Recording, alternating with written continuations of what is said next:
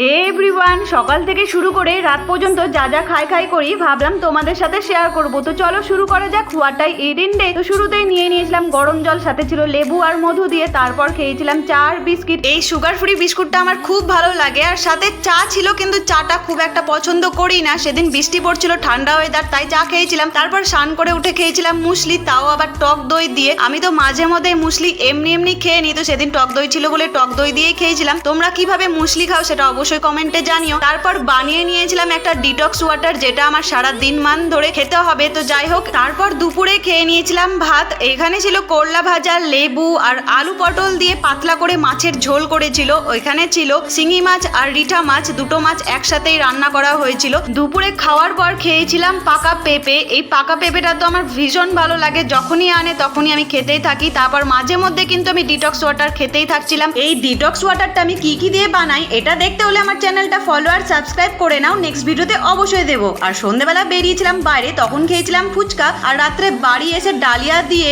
ডিনারটা শেষ করি। আমার এই খাই ভিডিওটা তোমাদের কেমন লেগেছে জানিও। টাটা।